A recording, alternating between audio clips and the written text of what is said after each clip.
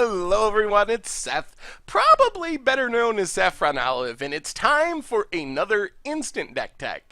So, as you know, Wednesday in Instant Deck Tech land is Wildcard Wednesday, which means we can do pretty much whatever we want, and we have a spicy one today. I will admit going into it that I cheated a little bit. We're doing something we don't normally do, but the deck is super cool. I just love this deck. It's one of my all-time favorite decks. Anyway, this is Free Win Red for Modern. Recently took a Magic Online user by the name of Saffron Olive to a 5-0 finish in a competitive Modern League. So congrats to Saffron Olive on their finish with the deck.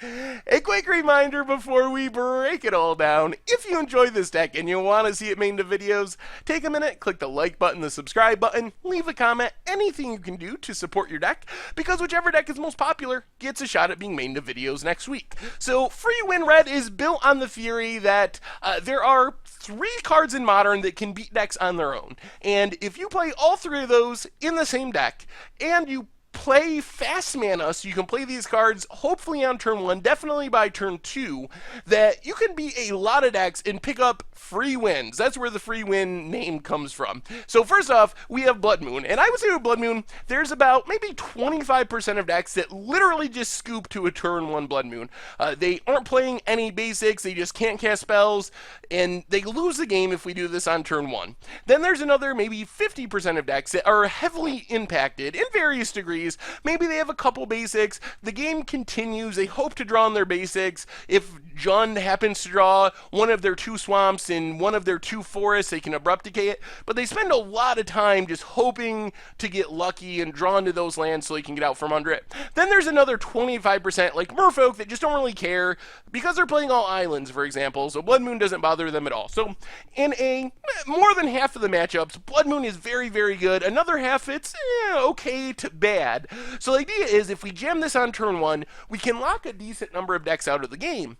But that's not good enough. Winning 50% of the time or 25% of the time because of Blood Moon isn't enough to make a good deck, so we got to play cards that beat other decks as well. So the next card on our list is Ensnaring Bridge, and Ensnaring Bridge on turn 1 or turn 2, especially in our deck that can get empty-handed super quick, is devastating against the other half of the deck. So Merfolk doesn't care about Blood Moon, but in game 1 is literally drawing dead to Ensnaring Bridge, and in game 2 might have a couple of answers in Hurkyl's Recall. So in the matchups where Blood Moon is bad, we're hoping to turn 1 an Ensnaring Bridge and lock those decks out of the game as well. And then last but not least, maybe one of the most powerful cards in the entire deck, Chalice of the Void, is pretty much game over against decks like Infact, against some Delver decks, some spell-heavy 1-drop decks. So in matchups where maybe Blood Moon isn't game over, like Blue-Red Delver, and maybe Ensnaring Bridge isn't good enough because our opponent can burn us out with Lightning Bolts, Chalice of the Void comes in and locks those decks out of the game. So with these cards combined, we can hopefully lock a large percentage of the field out of the game. Of course, it depends on us drawing well, but ideally these cards disrupt the opponent, makes them take a long time to be able to get out from under them and eventually try to execute their game plan. And then, of course, to really make this plan effective, we got to do it as fast as possible. So Simian Spirit Guide, Desperate Ritual, and Pyretic Ritual do 2 things. First off, they let us play our powerful hate cards on turn 1. Exile Simian Spirit Guide, pay a mana from a mountain, play our Chalice of the Void. Exile Simian Spirit Guide, play a Desperate Ritual, tap our mountain, play a Blood Moon. And this keeps our opponent from cracking fetch lands, keeps them from getting their turn 1 play on the battlefield.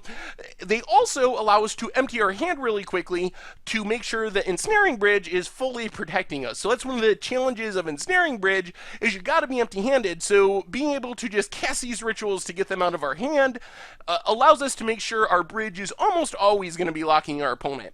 Then for finishing the game, we have the new edition, Chandra Torch of Defiance. So good. This used to be Chandra Pyromaster, and Chandra Torch of Defiance is a huge upgrade for 2 reasons. First off, both Chandras allow you to draw cards, but with Chandra Pyromaster, you have to choose first. You either choose to 0 and you exile the top card to your library, you can cast it till end of turn, or you choose to ping your opponent and a creature.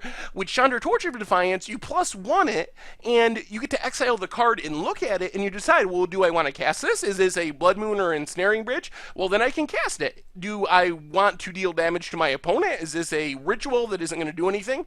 Then I deal damage. So it gives additional flexibility, plus the additional +1 of being able to add 2 mana is super, super big. It works so well with our rituals, with our Chalice of the Void. There's definitely a lot of turns where we will go on maybe turn 2 or turn 3, some sort of like ritual into Chandra, plus Chandra to make the mana, play Chalice of the Void, or plus Chandra to ritual to cast an Ensnaring Bridge, be empty-handed, or we have a Chandra with 5 counters, our bridge is protecting Chandra, plus it a couple more turns and win. Koth is our backup plan.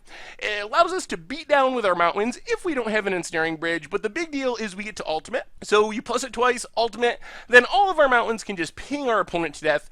Also, the -2 works well to allow us to empty our hand if we need to with Ensnaring Bridge. We can have 4 Mountains, play a Koth, -2 Koth, play a Chandra, plus Chandra, make mana, play a Ritual, play an Ensnaring Bridge. All of a sudden we go from like 5 cards in hand and a bunch of 4 drops to having 0 cards in hand and having our opponent locked behind Ensnaring Bridge. And then we just have some removal. Lightning Bolt might seem weird when we're trying to put a Chalice on one, but it facilitates hands where we don't have a Chalice on turn 1. So our opponent plays something, we can Lightning Bolt our opponent's first play, then we untap, play our Chalice of the Void to lock out further 1-drops. Magma Jet's key because it gives us some more card selection. One of the challenges with being mono red is we don't get to cycle through our deck very well, so just scrying a couple Mountains to the bottom and killing something or dealing some damage is nice. And Anger helps against Affinity, other aggressive decks. Also key to this deck being good against Dredge. Anger's so good against Dredge. Mana base, just 22 Mountains in the sideboard. Our deck is actually super good against Dredge because we have 4 Relic of Progenitus. Also good against Snapcaster decks. Pithing Needle is key against Planeswalkers, which can be hard to deal with.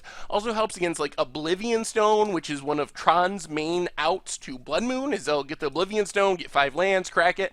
Witchbane Orb is our Leyline of Sanctity. It is also our out to Hurkyl's Recall. Hurkyl's Recall actually has to target a player, and Witchbane Orb prevents us from being targeted, so our opponent in Merfolk can't bounce all of our stuff, protects us from our burn spells and things like that. And then we have some more removal. Anger and Pyroclasm just help in the early game. One of the problems with like Affinity is they can get a 0-power creature, which can attack through Bridge and then move a Cranial Plating to it, or put a bunch of counters from Ravager on it. Pyroclasm and Anger lets us sweep away all that stuff. We can only Engineered Explosives X1, but it's still good for sweeping away a bunch of Lingering Souls tokens, also Affinity decks like that. And then we have a Shatter Storm for Affinity and 1 Sudden Shock to bring in against Infect. And this slot is flexible. Right now I'm trying Guttural Response as a way to fight counter spells. The downside is it can get stuck in our hand. The upside is in matchups where we want to bring in Merfolk control decks, usually having 1 card in hand against for our Ensnaring Bridge isn't a big deal because our opponent's creatures are bigger than 1 power, so they still can attack, but it's a little hit or miss. I'm still trying to figure out this slot. Anyway, this is Free One Red for Modern, and that's been our Instant Deck Tech for today, so thank you very much for watching. I hope you enjoyed the video, and I will talk to you soon.